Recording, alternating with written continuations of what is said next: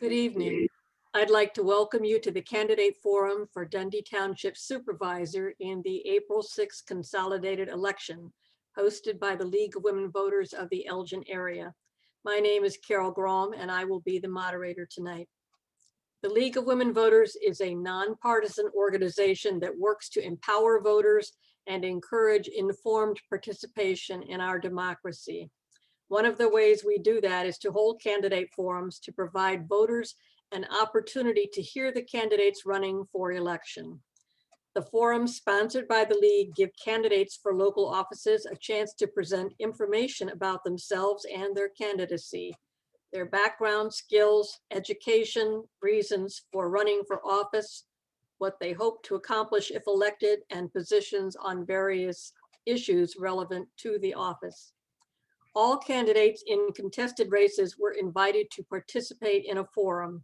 Each one was given the opportunity to fill out a candidate questionnaire on our website, and their written responses, if any, can be found in the voter guide.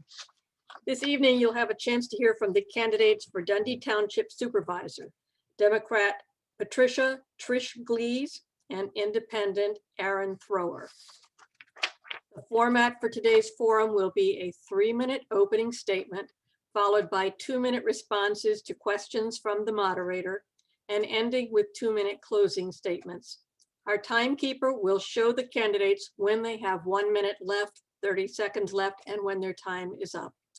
Questions for the candidates were selected from those submitted by League members. After the question and answer period, the candidates will have the opportunity to give a 2-minute closing statement beginning in reverse order.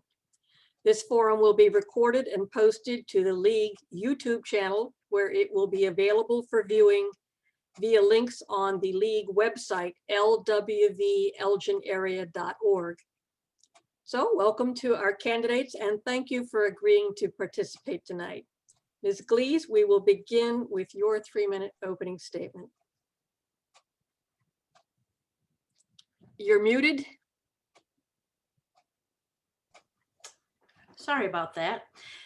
Good evening, all, and thank you, Ms. Grom and the League of Women Voters for holding this forum. Thank you to the residents of Dundee Township who will have taken the time to watch this video.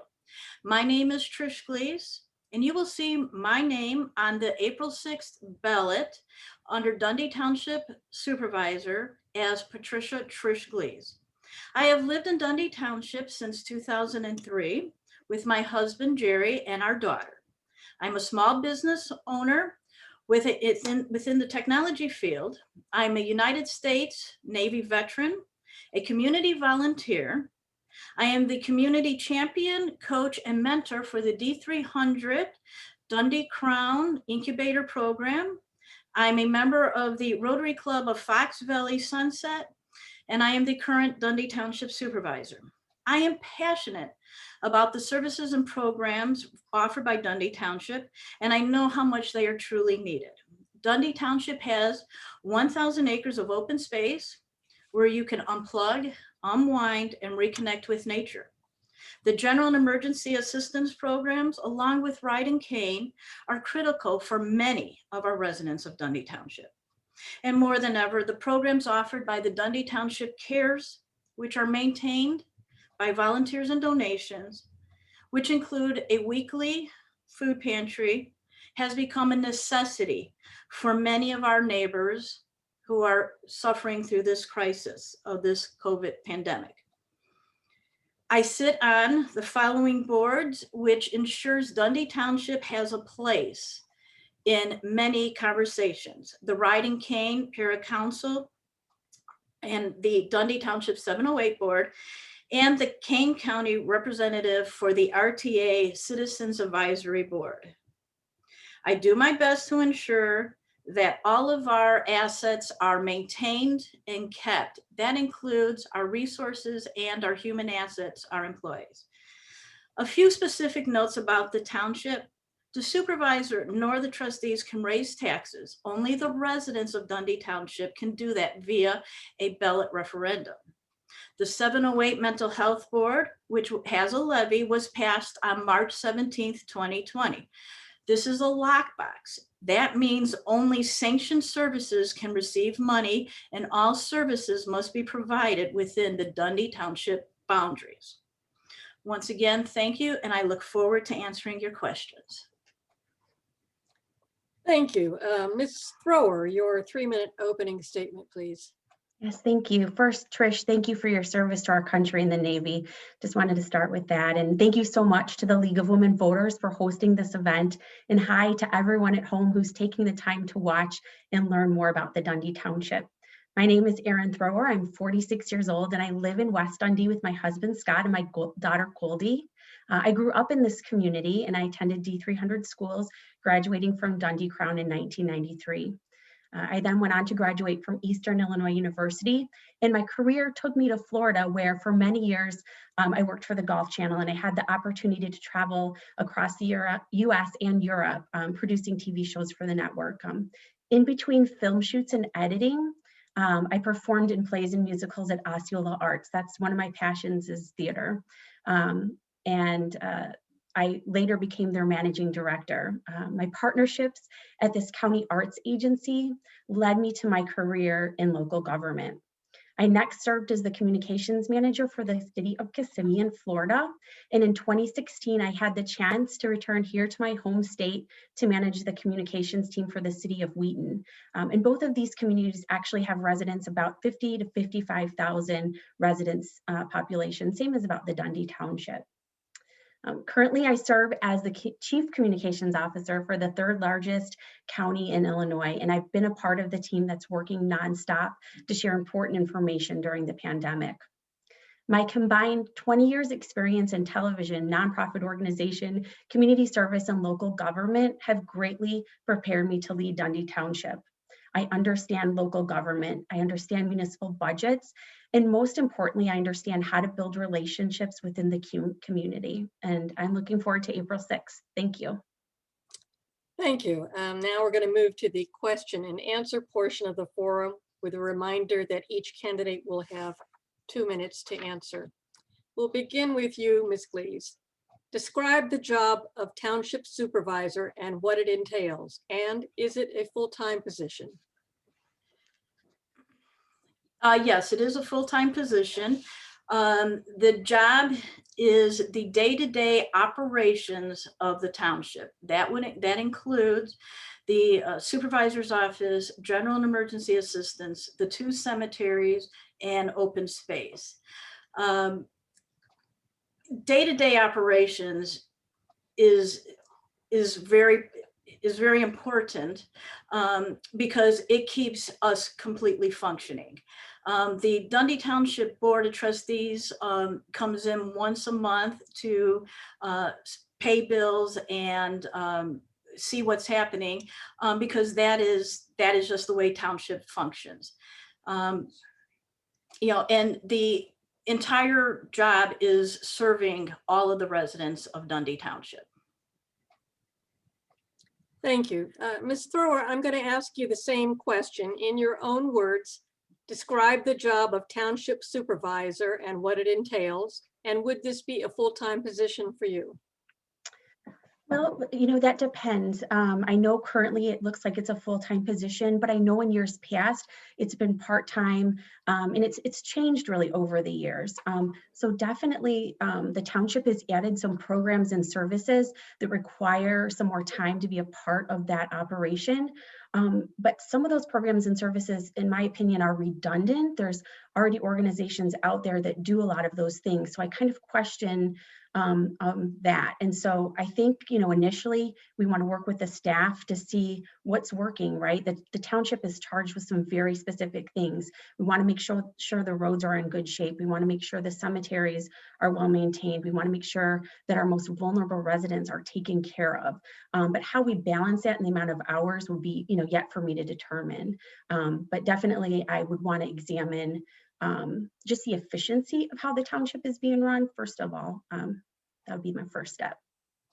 Thank you. Thank you. This next question we'll give to you first, Ms. Thrower.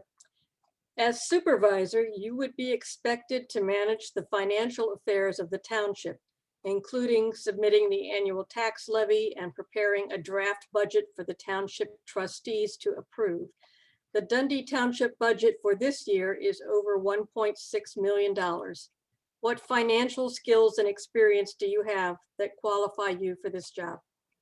Over the last almost 8 years, I've managed budgets that are very similar in size, with a staff that's similar in size. So I'm very used to working with those numbers. And, as Trish knows, wow, what a challenging time the last few years have been to get that budget. I mean, I was listening to the budget meeting the other night, and there are some real challenges there.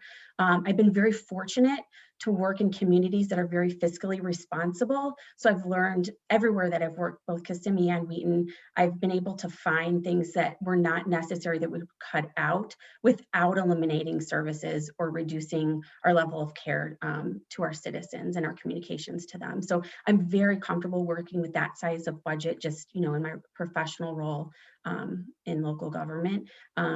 And also know, that you can't be over budget. That's just not acceptable. And so boards won't accept that. In fact, this past year, the last few months, we had to look at how to make major cuts, and we had to make hard staffing choices. We had to let some staff members off the schedule for a while until we knew where things were going with this pandemic and with the finances. So that's a very heartbreaking thing to do sometimes. But again, you have to look at the big picture, and you have to look at what's important for the community. And during this time, you can't go back to the residents and keep proposing new taxes. So thank you. Thank you. Ms. Glees, same question. Basically, as supervisor, you've been managing the financial affairs of the township, including submitting the annual tax levy and preparing a draft budget for the township trustees. The budget this year was over 1.6 million. What financial skills and experience have you gained that are necessary for this job, and how's it going? All right. Well, firstly, I have 31 years of business and management experience at various levels. I started, at the ground level in the IT field and have grown to own my own company, which I started in 2010 during the recession. And so I've weathered good and bad times fiscally in a responsible manner. In that, the Dundee Township code, or I should say the township code in particular, requires all townships to have a balanced budget. Dundee Township does have savings, money markets in downstate. We have not drawn on those at all in my term. In my term, we did in 2017, I signed the check of approximately $1.7 million to pay off the original open space referendum bonds. And since then, I have been able to work with our state legislature. And in July of 2019, due to that work, we received $1.5 million from Governor Pritzker's Capital Development Program, which was granted to local government, and we are still have that money because unfortunately COVID hit and all of our plans kind of went sideways. So I have, as I said, 31 years of business and management, I think has gotten me through, along with being a certified auditor and project manager. I have a PMP, and so I was able to use those skill sets to get us through the years and the budgets.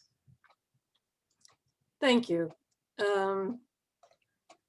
Ms. Glees, the next question will go to you first, and along the same line of questioning, the supervisor leads the township team, coordinates all township programs, and administers day-to-day activities in the office. What leadership and management experience do you have, and what skills are absolutely necessary for this job? Okay, well, I always lean back on the fact that my military experience has taught me to work well with others and overcome any kind of obstacles.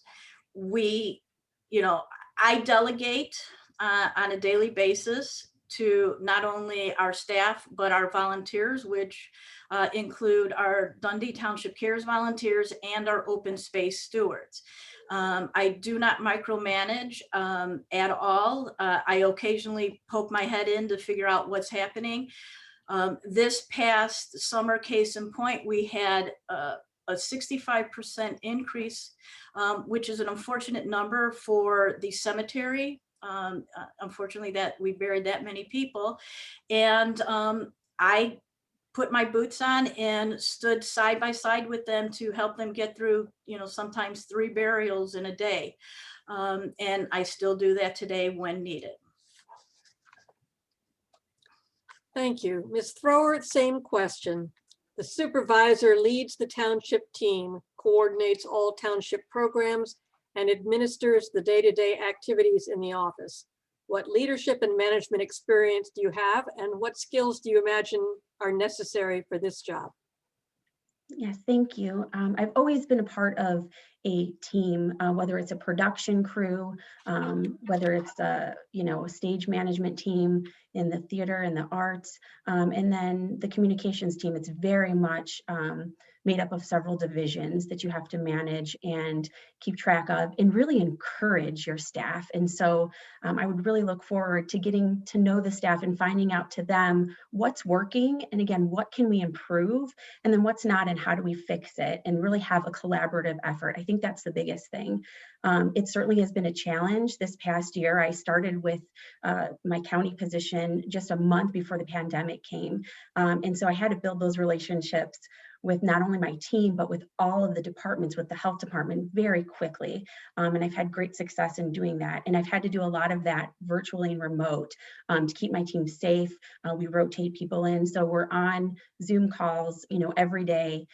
So I think being creative in a challenging situation, being a team player is so important, collaboration. And most importantly, we've got to keep our sense of humor, right? And our respect for each other. That's so important, especially during a time when it's been so grim this last year. So thank you.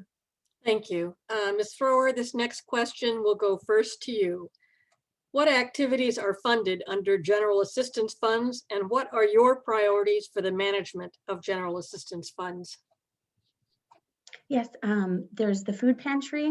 There's also, I believe, a clothing, I'm not sure the official name for it, but a clothing service where people can come in and get clothing if they need it, coats, professional attire, that sort of thing. Also under general assistance is, I believe through the state, there's offer for rent and utilities. And then just recently, of course, with the pandemic, the township, I believe, applied for, I'm not sure if they received it, but they applied for about $100,000. And those things could be used for PPE and safety and training and that sort of thing for the township employees. But a portion of it could also be used for rental assistance.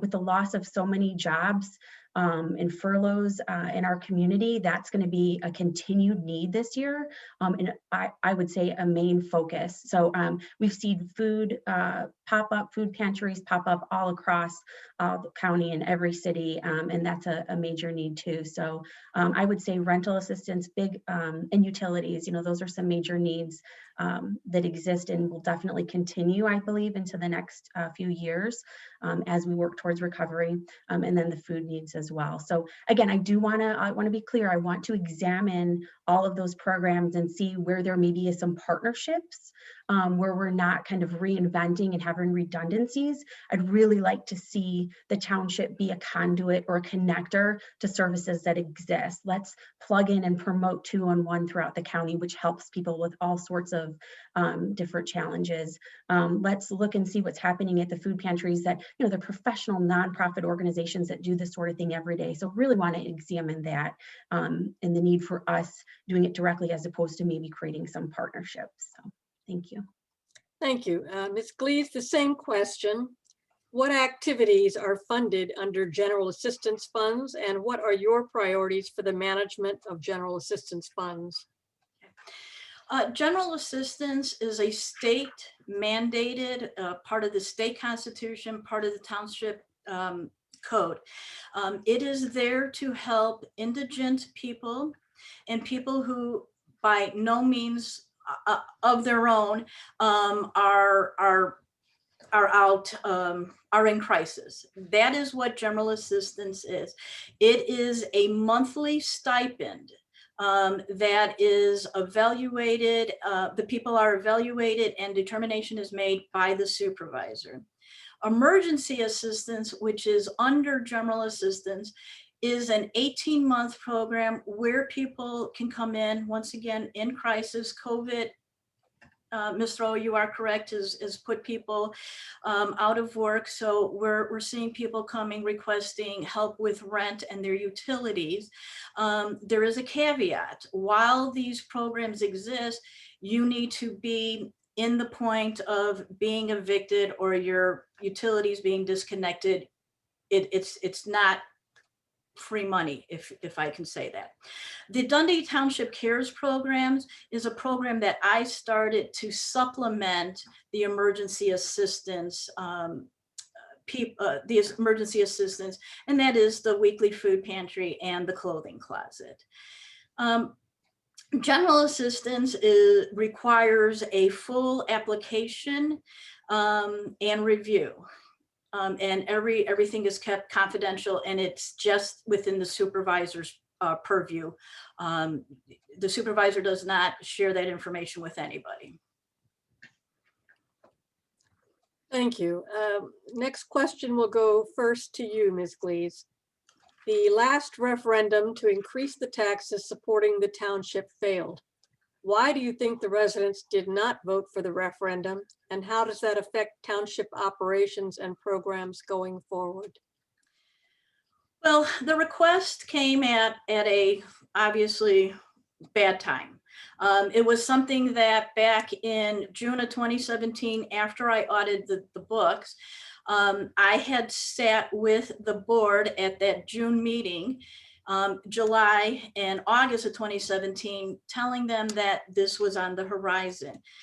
Part of the request was $750,000, with a portion of it going to general and emergency assistance, a portion of it going to open space, and then the rest would, for the operations of the cemetery and the assessor's office.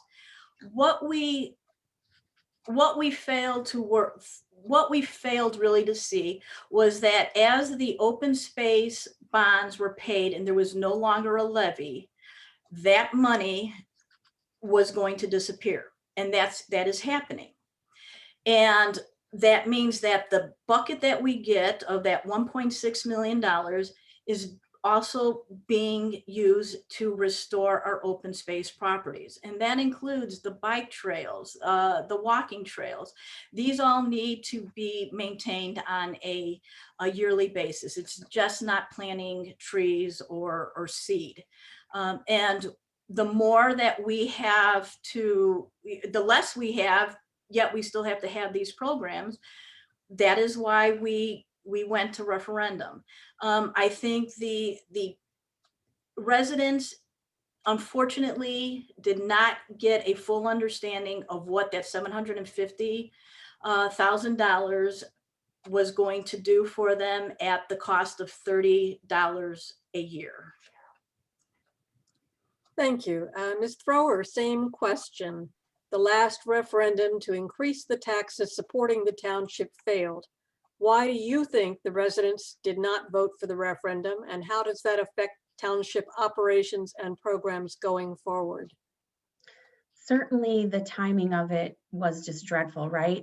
Nobody wants a tax increase, especially in the middle of a pandemic. And I understand the wheels were already set in motion for that to appear. There was not much that could be done with that. And I think the township tried to explain, we say $30 per resident. If it was just a flat $30 per resident, but it depends on the value of your house, of course.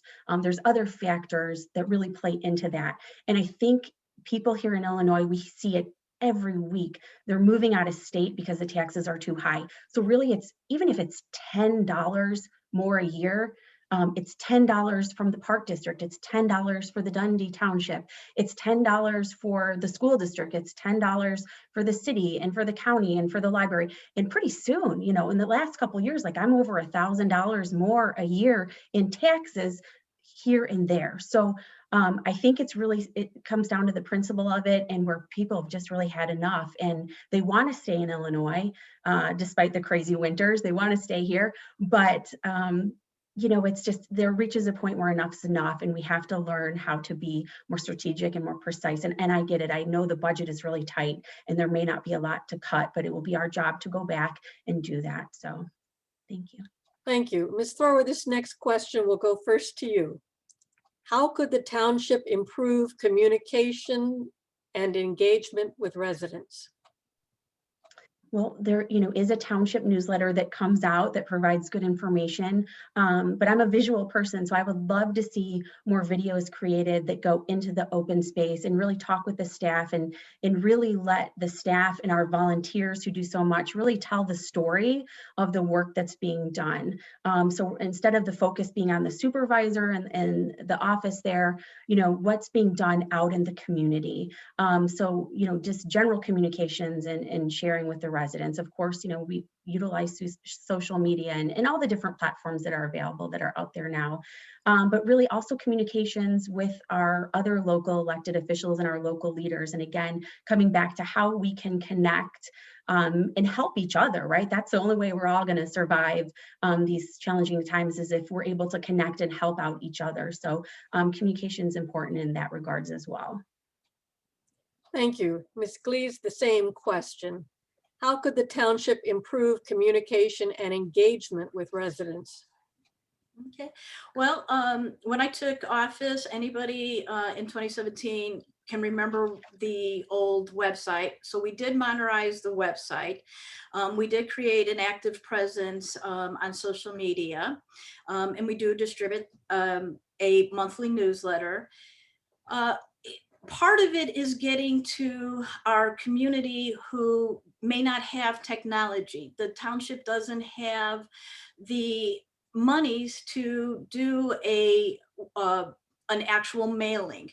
We work with each of the villages to get our information, whether it's an activity, in open space, and or the food pantry. We share that information with each of the villages, and then they put it on their platforms.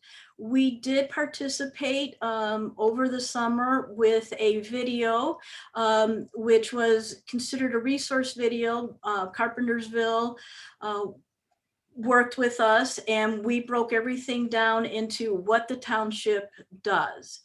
And that was very difficult. Arin, I will say, the fact that you do this on a daily and or weekly basis, it is very hard to sit in front of a camera and consistently talk. But that's really, it's interjecting and talking to the people. We used to do, before the pandemic, we used to do walks with the supervisor, coffee with the supervisor. Our staff, I would go to work days and work with the stewards. And so they always got to hear what the latest and greatest. It's really reaching the people who don't know what the township does, or doesn't even know that they're living in a village in a township, that I will continue to reach. Thank you.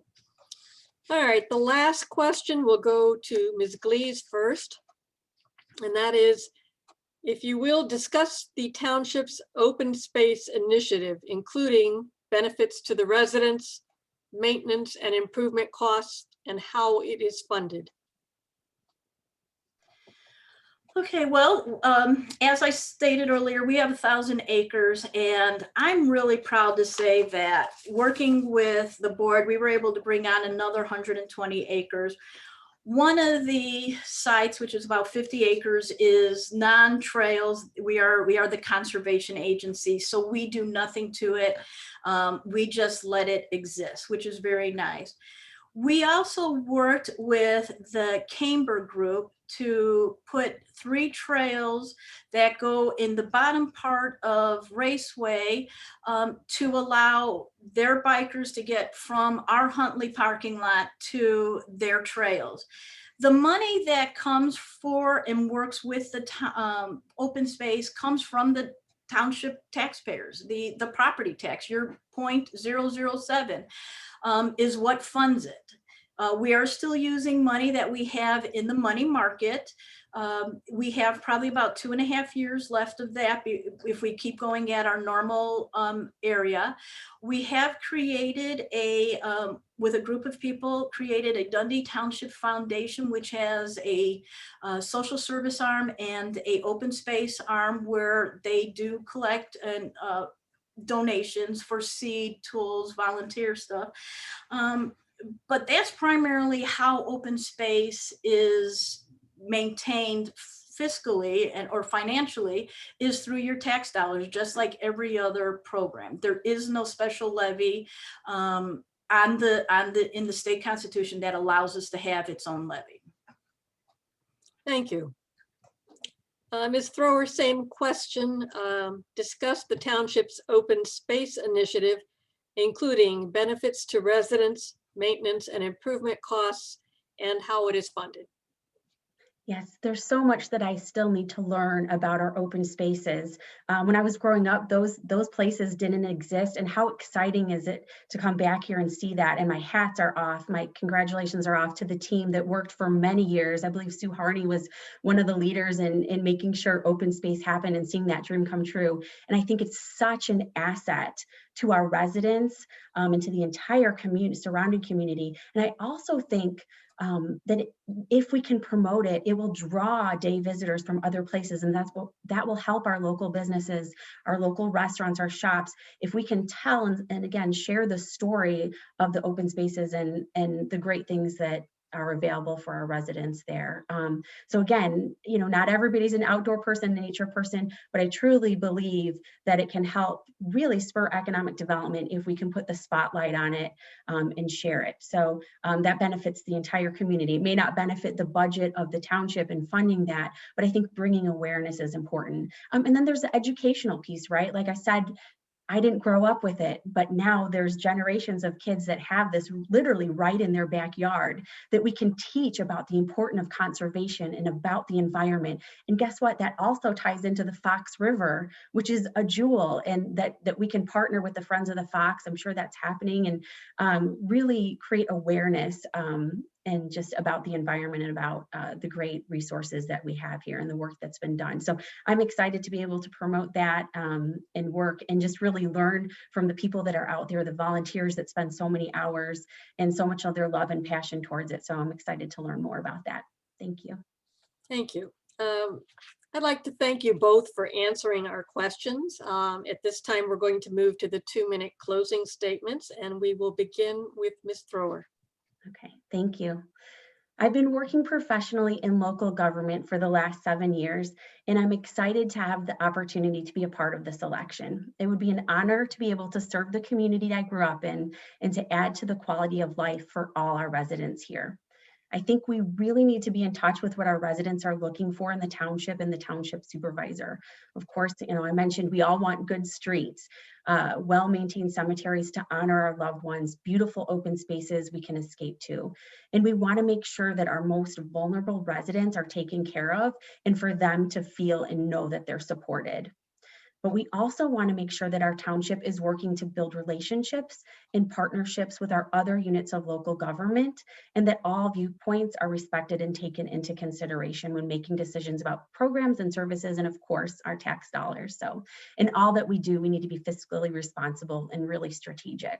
So I look forward to the challenge of helping the township navigate through recovery these next few years, and I'm excited to be an advocate for all our residents and our local businesses.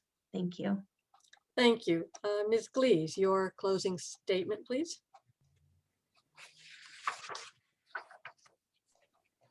Once again, thank you, Ms. Crum and the League of Women Voters for allowing us this opportunity to give both of our viewpoints to the township residents.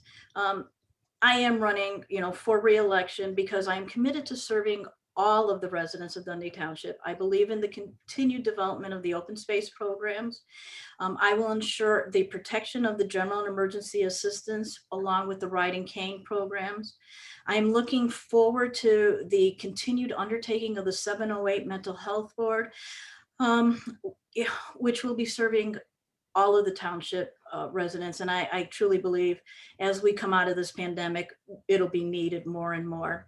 I believe that no senior resident, family, or individual should ever go hungry or have to determine which bill to pay for, or whether or not they can afford their medicine. I will continue to serve those who cannot serve themselves with volunteers and donations via the Dundee Township Cares programs.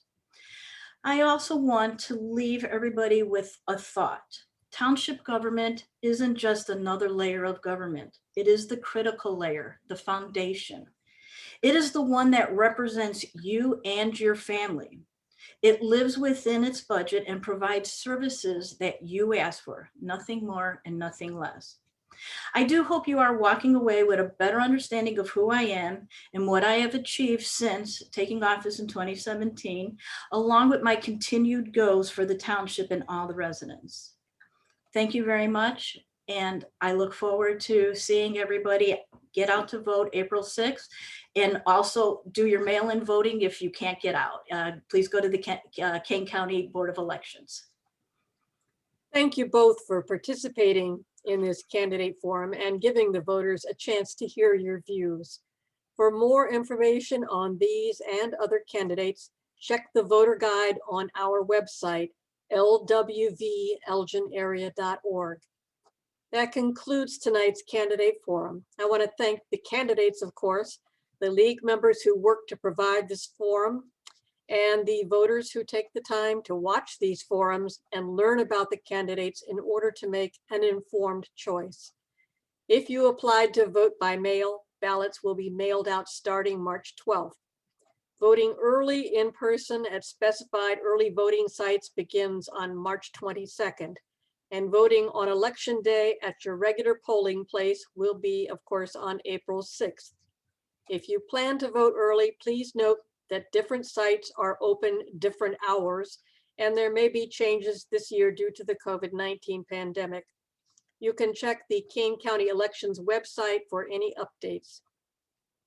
We hope that this candidate forum, presented as a public service by the League of Women Voters, has been helpful. If you are interested in joining the Elgin Area League of Women Voters or supporting the work that we do, please contact us again at lwvelginarea.org.